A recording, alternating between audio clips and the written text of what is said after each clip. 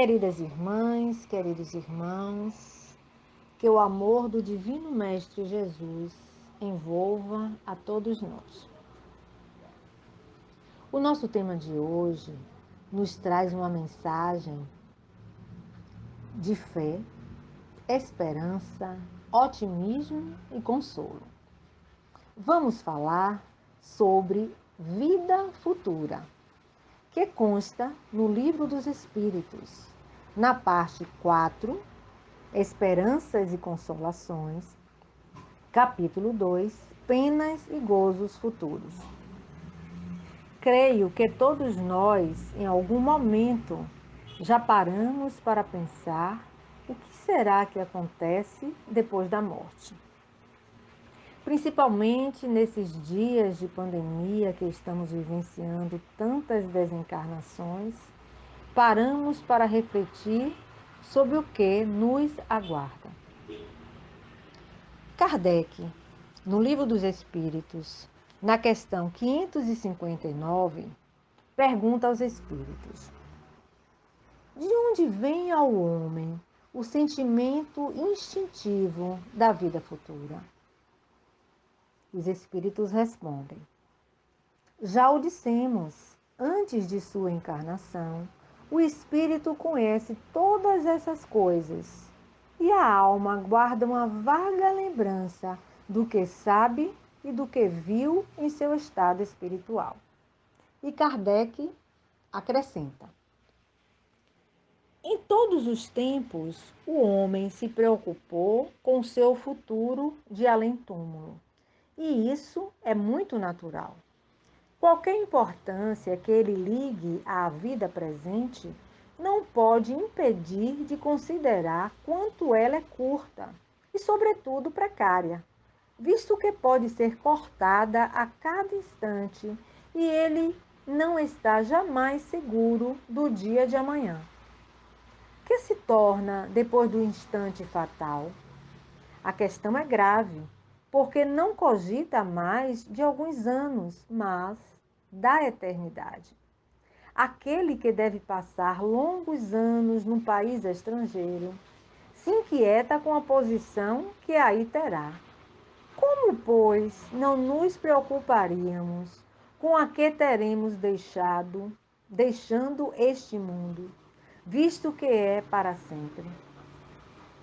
A ideia do nada tem alguma coisa que repugna a razão. O homem mais negligente durante sua vida, chegado o momento supremo, se pergunta o que vai tornar-se e involuntariamente espera. Crer em Deus, sem admitir a vida futura, seria um contrassenso. O sentimento de uma existência melhor está no fórum íntimo de todos os homens. Deus não o colocou aí em vão. A vida futura implica a conservação de nossa individualidade depois da morte. Que nos importaria, com efeito, sobreviver ao nosso corpo, se nossa essência moral deveria se perder no oceano do infinito? As consequências para nós seriam as mesmas que o nada. Então, meus irmãos, quando nós limitamos a nossa vida apenas a uma breve existência, ou seja, do nascimento ao túmulo, o nosso entendimento do que seja a finalidade da vida fica bem limitado. Então, devemos entender que a morte é um processo natural da vida, que todos nós passaremos, mas precisamos procurar entender esse processo. A nossa visão de mundo, de vida, de universo reflete em nossos valores, em nossos hábitos, na nossa maneira pela qual nos portamos e lidamos uns com os outros. Tendo um novo entendimento de vida, fica mais fácil aproveitar as oportunidades e entender os desafios da vida. precisamos refletir sobre esse assunto. Nós estamos preparados para a vida futura? Nós estamos apenas vivendo ou estamos nos esforçando para evoluirmos moralmente?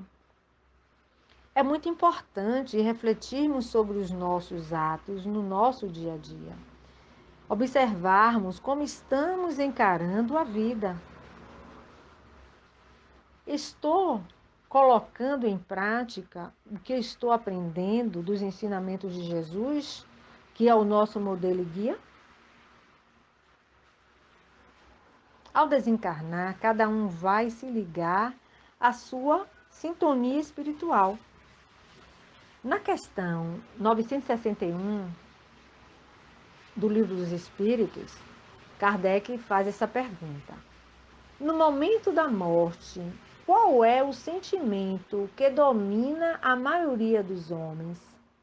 A dúvida, o medo ou a esperança? E os espíritos respondem: a dúvida para os céticos endurecidos, o medo para os culpados e a esperança para os homens de bem. Na Gênese, no capítulo 5, no item 14, Kardec nos diz que a incerteza sobre o que concerne à vida futura faz que o homem se atire, tomando uma espécie de frenesi para as coisas da vida material. Então, meus irmãos, devemos compreender que a morte é a continuidade da vida. E o que existe é a vida no corpo físico e a vida fora do corpo físico. Se desconhecermos isto, nós passamos a nos apegar às coisas materiais, que para nós é o que representa a vida. Essa vida que é tão passageira, é tão transitória. Né?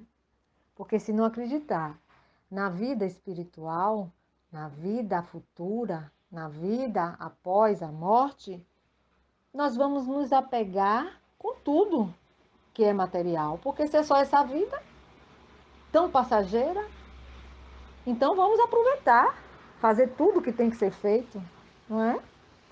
E Kardec, no Evangelho segundo o Espiritismo, no capítulo 2, Meu reino não é deste mundo, no item 2, sobre a vida futura, ele afirma que sem a vida futura, com efeito, a maior parte dos seus preceitos de moral não terá nenhuma razão de ser.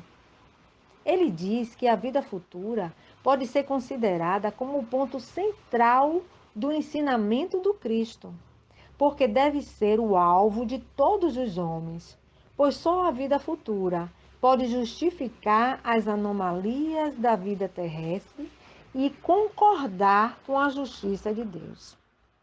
Mais adiante, Kardec prossegue. Com o Espiritismo, a vida futura não é mais um simples artigo de fé, uma hipótese, é uma realidade material demonstrada pelos fatos, porque são as testemunhas oculares que vêm descrever-a em todas as suas faces e em todas as suas peripécias, de tal sorte que não somente a dúvida não é mais possível, mas a inteligência mais vulgar pode fazer ideia do seu verdadeiro aspecto, como se imaginasse um país do qual se leu uma descrição detalhada.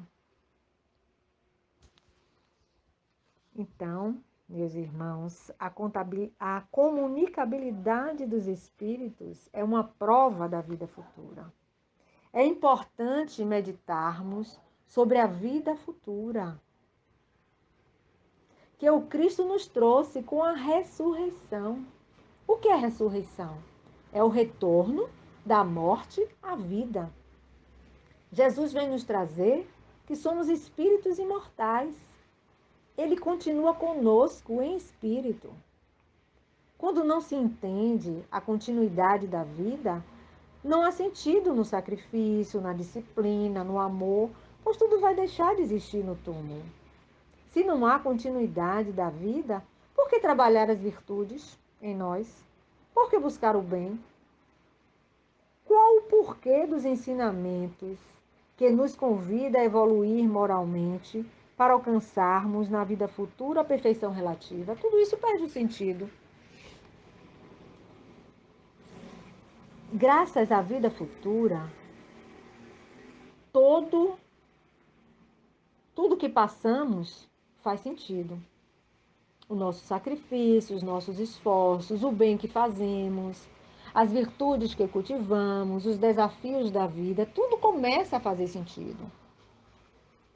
Com a compreensão da vida futura, passamos a ver melhor quais são os nossos verdadeiros objetivos, o que realmente importa. Aí nós começamos a sentir a necessidade de evoluirmos moralmente.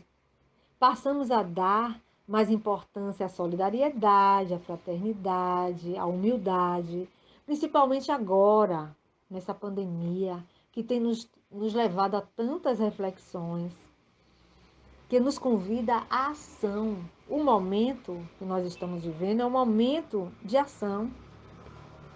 E aí nós passamos a ver o sofrimento como oportunidade de crescimento, pois passamos a compreender o porquê que estamos passando por eles. A virtude, a caridade ganham outras proporções, pois observamos que todo o universo se encadeia e que nós fazemos parte desse universo. Retornando ao Evangelho segundo o Espiritismo, neste mesmo capítulo, o 2, sobre a vida futura, no item 5, Kardec vai nos falar sobre o ponto de vista. E ele diz o seguinte: a ideia clara e precisa que se faz da vida futura dá uma fé inabalável no futuro. E essa fé tem consequências imensas sobre a moralização dos homens, quando muda completamente o ponto de vista sobre o qual eles examinam a vida terrestre. Para aquele que se coloca pelo pensamento na vida espiritual, que é indefinida, a vida corporal não é mais que uma passagem, uma curta estação num país ingrato.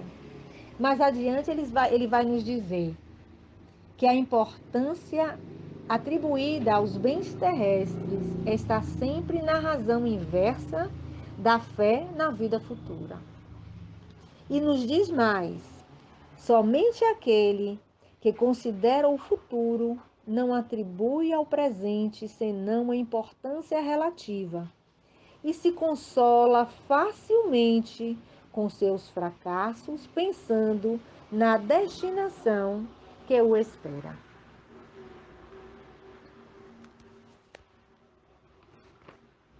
Então, meus irmãos, precisamos meditar muito sobre este assunto. Para concluir, nós vamos ler, vou pedir licença a vocês para ler na íntegra alguns pontos que eu retirei do livro Depois da Morte, de Leon Denis. Ele faz uma conclusão belíssima sobre este assunto. E eu tirei alguns tópicos aqui para compartilhar com vocês. Ele nos diz: as religiões e as filosofias sucederam-se através das idades. Jamais a humanidade ouviu solicitações mais poderosas para o bem. Jamais conheceram a doutrina mais racional, mais consoladora, mais moralizadora. O tempo das aspirações incertas, das vagas esperanças passou. Não se trata mais de sonhos de um misticismo doentio, nem de mitos gerados pelas crenças supersticiosas. É a própria realidade que se revela. É a afirmação viril das almas que deixaram a terra e comunicam-se conosco. Vitoriosas da morte, planam na luz acima desse mundo que seguem e guiam no meio de suas perpétuas transformações. Esclarecidos por elas, conscientes do nosso dever e dos nossos destinos, avançamos resolutamente no caminho traçado. A existência mudou de aspecto.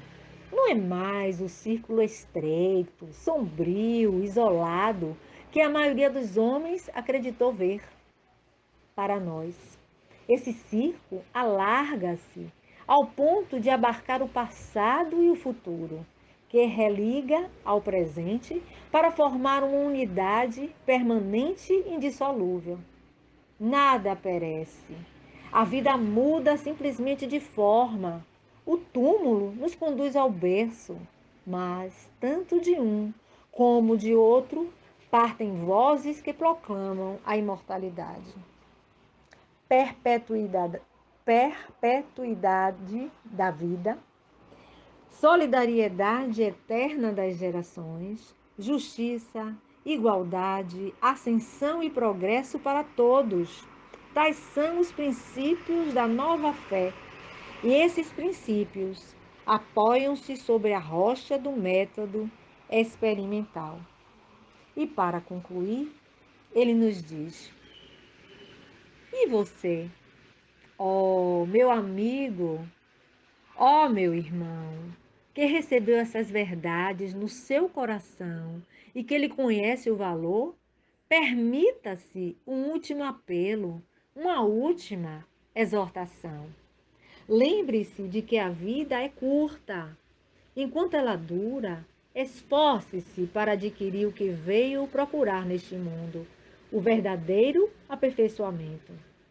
Possa o seu ser espiritual daqui sair mais puro do que quando aqui entrou. Acautele-se das armadilhas da carne. Reflita que a terra é um campo de batalha, onde a matéria e os sentidos abandonam a alma num assalto perpétuo.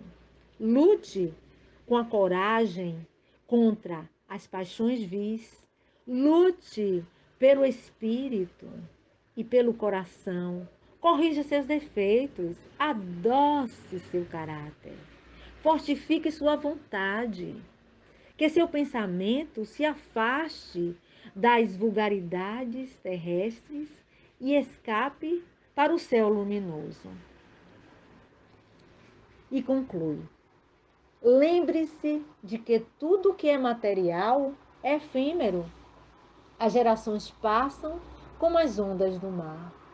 Os impérios desmoronaram-se, os próprios mundos perecem, os sóis se apagam, tudo foge, tudo se dissipa. Mas há três coisas que vêm de Deus e são imutáveis como Ele. Três coisas que resplandecem acima do reflexo das glórias humanas: a sabedoria, a virtude, o amor. Conquiste-os pelos seus esforços e, alcançando-os, elevar-se-á acima do que é passageiro e transitório, para desfrutar do que é eterno.